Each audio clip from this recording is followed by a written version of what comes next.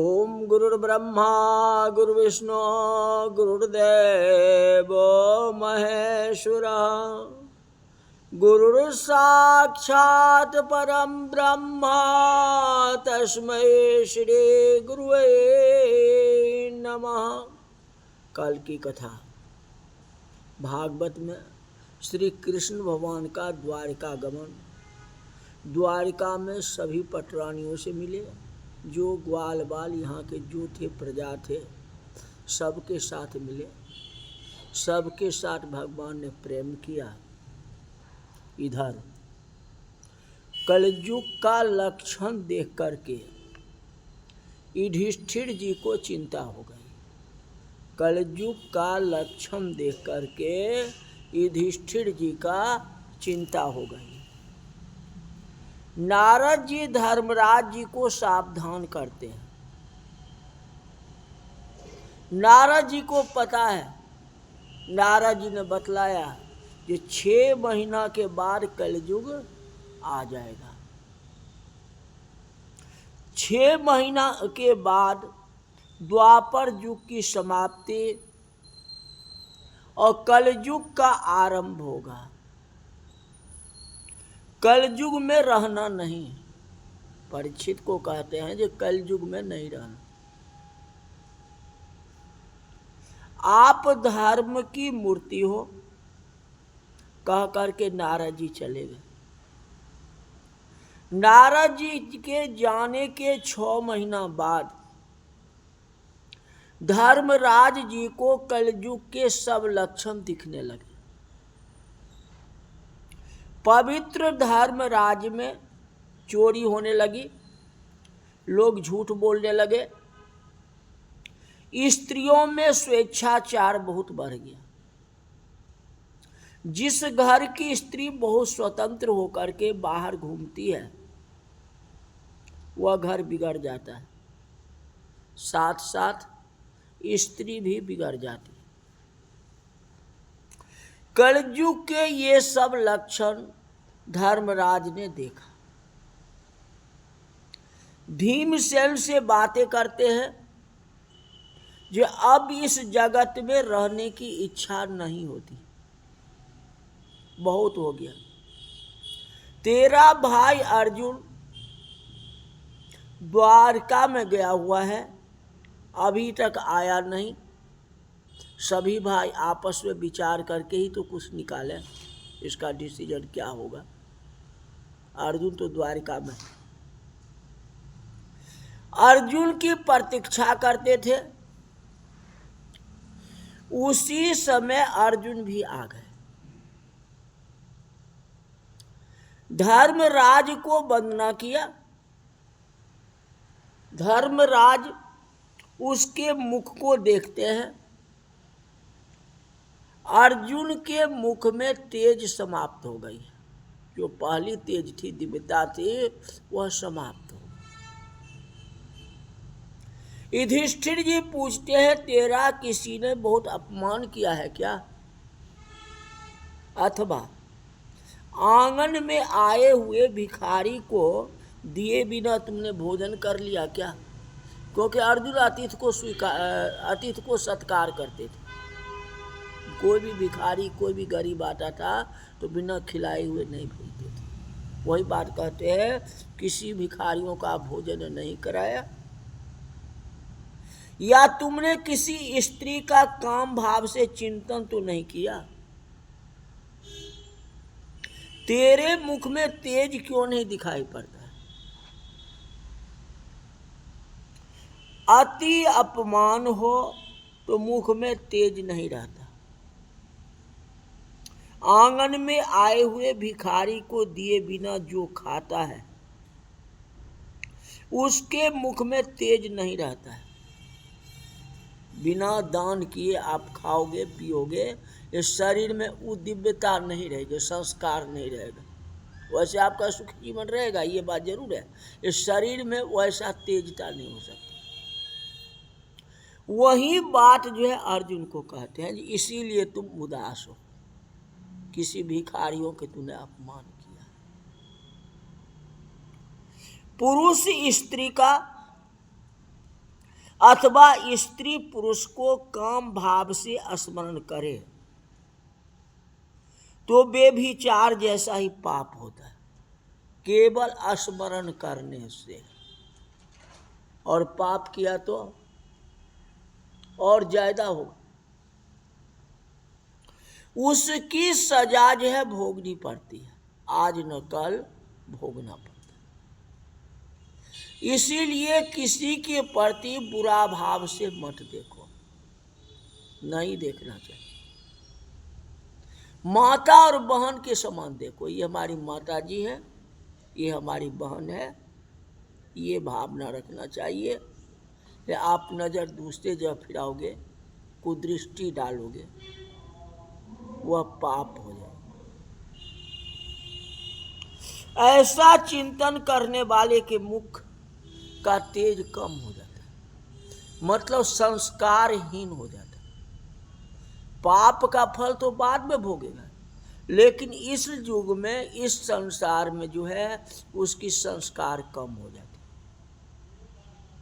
आजकल कुछ लोग ऐसा मानने लगे हैं कि कलयुग में मन से पाप करने पर भगवान सजा नहीं करते।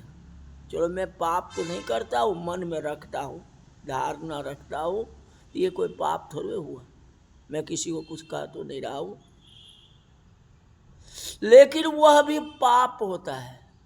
तो मन में वासना तो है ना, वासनाओं को मन से हटाते चलो। जब आपने प्रतिज्ञा कर दिया कि मैं कोई प्रकार का पाप नहीं करूंगा, तो मन से पाप क्यों करते हो? खैर ये भी तो पाप हो गया ना। उदाहरण के लिए मान लो कहीं चावल का ढेर रखा हुआ है, कहीं किसी बर्तन में चावल रखा हुआ है, किसी को पता, अगर उसमें से अगर आप 2 दाना लेके खा लेंगे तो किसी को पता तो नहीं चलेगा ये खाया है, लेकिन आपको तो पाप हो गया ना। आखिर 2 दाना लेके खाए ना, छिप करके खाए ना, उसको दिखा करके तो नहीं खाए ना, तो आखिर पाप हो गया ना। तो अगर आप किसी पर नजर डालेंगे तो उसको तो मन में आएगा, नहीं ये तो बहुत अच्छा सज्जन व्यक्ति है जी, ऐसे ही बात करता है, लेकिन मन में आन बगल में ईटा। मन में तो आपको पाप है ना, उस पाप को भगवान तो देख रहे हैं ना। आप दूसरे के सामने तो सर्टिफाई कर रहे हो कि मैं बहुत अच्छे हूँ, मैं सज्जन हूँ, किसी के ऊपर पाप बुराई नहीं सोचता, बुरा नजर से नहीं देखता, लेकिन मन में तो है, इच्छा तो है। अब उस इच्छा को तो भगवान देख रहे हैं ना, तो अब पाप नहीं हुआ क्या? वह भी तो पापे हुआ ना। लोग मानता तो नहीं देंगे भाई, कलयुग है, कलयुग में कहोगे तो कौन मानता देता है इतना। हाँ, भागवत में तो ऐसा वर्णन है, लिखा हुआ है, मैं अपनी तरफ से नहीं कहता हूं, लिखा हुआ तो है कि मन से पाप लगता है, और मन में भी जो हम पाप करते हैं उसका भी सजा भोगनी पड़ती है, इसमें कोई प्रकार की संदेह नहीं। तन से पाप करता है उसकी सजा थोड़ी ज्यादा होती है, अब मन से पाप करने की भी सजा होती है, लेकिन थोड़ा कम होता है। जगत में किसी स्त्री पुरुष को काम भाव से विचार करना व्यभिचार जैसा ही पाप बराबर ही है। नहीं, मेरा अर्जुन कभी ऐसा पाप नहीं कर सकता। युधिष्ठिर जी कहते हैं जो मेरा अर्जुन कभी ऐसा पाप नहीं कर सकता है, क्योंकि अर्जुन हमारा धर्मवीर है, ऐसा हो नहीं सकता। कहते वीर उसको कहते हैं जो एकांत में काम को मारता है, जो काम को मार खाता है वही तो दुर्बल है। सबसे बड़ा काम को मारो। काम का मतलब कामना भी होता है, इच्छा होती है। अब जो वस्तु की आप इच्छा करो वह काम है, उस इच्छा को मारनी चाहिए। मध्य रात्रि के समय सुंदर श्रृंगार करके उर्वशी अर्जुन से मिलने के लिए गई थी। अर्जुन ने हाथ जोड़े, तू मेरी माँ है, मैं तेरा बालक हूँ। उर्वशी कहा, मैं स्वर्ग की अप्सरा हूँ, मैं स्वर्ग की अप्सरा हूँ, तुम्हें दोष नहीं लगेगा। अर्जुन ने कहा, मैं भारत का हूँ, भारत का संतान हूँ, मेरा भारत देश महान है और उस देश के रहने वाला हूँ। मैं आपको मातृभाव से ही देखूंगा, स्त्री भाव से नहीं देखूंगा। तू मेरी माँ है ना। उर्वशी ने कहा, मैं काम भाव से आई हूं, मैं तुम्हें श्राप दे दूंगी, हमारी इच्छा को पूर्ति करो। अर्जुन ने कहा, मां तुम्हें जो करना है सो करो, मैं तुम्हें प्रार्थना ही करूंगा। एकांत में जो काम को मारता है वही वीर है। क्योंकि ये कलयुग आ गया था, तो कलयुग में मातृभाव हट गया। कौन माता है, कौन बहन है, कौन भाई है, गया नाता वो। अब यही प्रमाण दिखा दिए उर्वशी के बारे में। लेकिन अर्जुन अपने धर्म को नहीं छोड़ा, चाहे कुछ भी हो, हम भारत के संतान है, हम तुम्हें माता के समान ही समझेंगे, दूसरे भाव में नहीं ला सकता। युधिष्ठिर जी महाराज कहते हैं, मेरा वीर ऐसा अर्जुन है, कभी ऐसा पाप नहीं कर सकता है। ये सारे जो है कली के लक्षण है, कलयुग के लक्षण है। मुझे भय लगता है, भगवान विराजमान थे तब तक हमारे देश में, हमारे राज्य में कलयुग नहीं आया था। भगवान स्वधाम को पधार गए, इसलिए कलयुग आ गया। हाँ,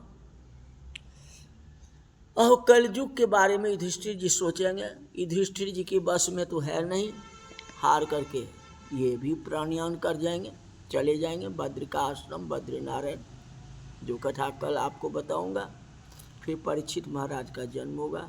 परीक्षित भी कोशिश करेंगे, लेकिन वो भी विफल हो जाएंगे परीक्षित महाराज, जो कथा कल कहेंगे।